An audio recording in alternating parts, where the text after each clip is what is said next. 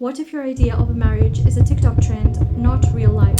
He has a notes page on his phone about me that has anything that I've mentioned that I like. He organises a monthly life date where we can discuss professional, personal, relationship, or impatient with me. He's not even called me out my name as a joke. Should I ever have a problem?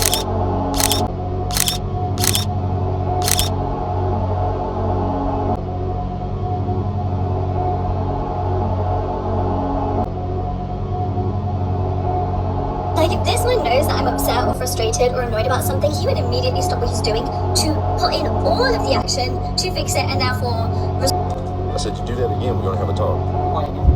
You open your own door. Watch till the end and I'll show you why this fairy tale feed is dangerous. They show you flowers and captions, but they never really show what's behind the scenes. If you're single and chasing princess treatment because of social media, this video will change how you choose a spouse. Romanticizing marriage sets unrealistic expectations and harms real relationships. So in the previous videos on this marriage series, I've talked about the purpose of marriage and the questions that you should ask yourself before you get married. So now I wanted to address, as a sister here suggested, the topic of unrealistic marriage standards and basically address what marriage isn't. So if you want me to address a specific topic, leave them in the comment section down below and inshallah I can discuss it in my upcoming videos. Okay, so I'm not here to scare anyone. I literally just made a video about why you should get married. But the point is to remind you, whether you are unmarried or even married, what marriage in Islam really looks like and what it really is. Because of social media nowadays, we may have the wrong perception or too many high standards. So you know how everyone says, don't settle for less? That mentality is making it so hard for unmarried women to get married because they are setting these super high standards. So they're not only making it hard for themselves, but also for the men who also want to get married. Because girls are now looking more at whether he can give flowers and romance and do that princess treatment instead of looking at how religious or how good of a character the guy has. Which this idea is not realistic. It's a bonus if he treats you like that. It is not the main criteria when choosing a spouse. Of course, I'm not telling you to, just to pick anyone, and it doesn't matter. Of course, you should look at the character, choose a good spouse, choose wisely. But don't be too picky and don't make it hard. Marriage in Islam should be simple, so don't overcomplicate it. Even for married women, it's so easy to, just scroll through social media and see other husbands treat their wives like princesses, but that's so unrealistic. Or even in real life, to compare each other's husbands. That, oh, my husband doesn't do that.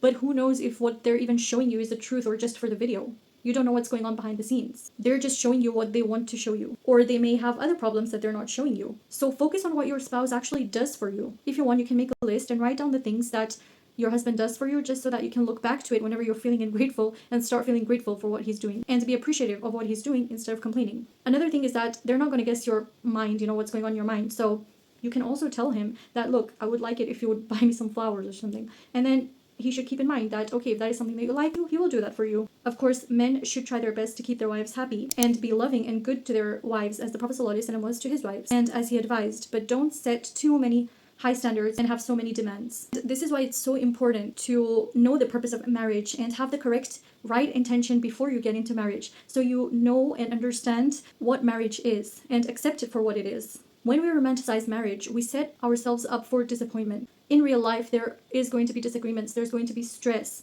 and all of these not so fairy tale-like things. But there will also be growth together, you will have each other's companionship, and so it's something beautiful. Stop thinking that you will find happiness in these materialistic things, like it really doesn't matter. That's being shallow. Also, I think the idea of, oh, I deserve this, and if he doesn't give me that, and if he doesn't worship me, then he doesn't deserve me or whatever. I think this has a lot to do with arrogance and pride, because you're making it all about yourself and it's all about like me, and I deserve that. Like, who are you? Did you do anything like super grand or great in this world? And I think this mentality is rising a lot in the West and is being portrayed so much in social media. If we humble ourselves and we consider that everything we get is a bonus and is just, ihsan is just an extra from your husband and it's a blessing from Allah, then we will be a lot grateful. And also think about, there are some women who don't even get that much, however much your husband is giving you. So look at those women below you. They're probably not even getting half of what you're getting. So it's a lesson for us to humble ourselves and appreciate the little thing. Another important point is that we see now the cases of divorce are rising and more women are getting divorced because of this mentality again, that I deserve more and he didn't do this much for me, he didn't do that. Because they're comparing themselves and they think that because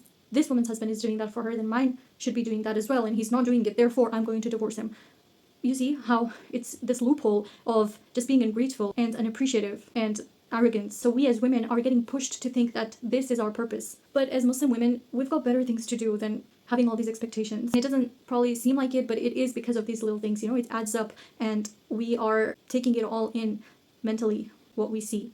Even if you say, oh no, I'm not affected by social media or whatever they say, but it does affect you, maybe without you knowing or realizing. Remember that no one's marriage is perfect. Every marriage has its ups and downs. Even the Prophet ﷺ had ups and downs in his marriage with his wives. And that's completely normal. But what matters is that at the end of the day, you have respect and patience and you forgive each other. Okay, so now what should we do if we don't romanticize about these things? First of all, be realistic. Marriage is about being a team. You will share hard times, you will share good times. There is going to be stress.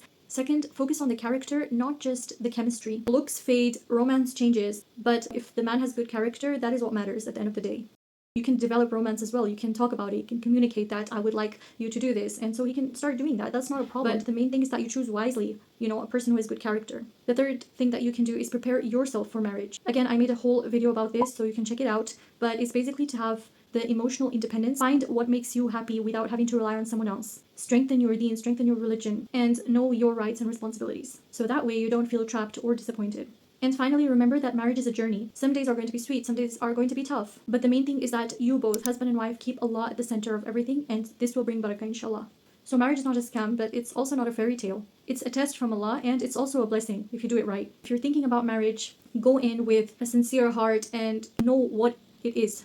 And that is how you'll be happy and not be disappointed. So if you enjoyed this video, make sure to tune in to my next episode on the marriage series. And don't forget to like and subscribe. And also comment down below if you would like me to discuss any other topics. Or just let me know if you enjoyed the video and if you benefited. And I'll see you in the next video, inshallah. Assalamu alaikum.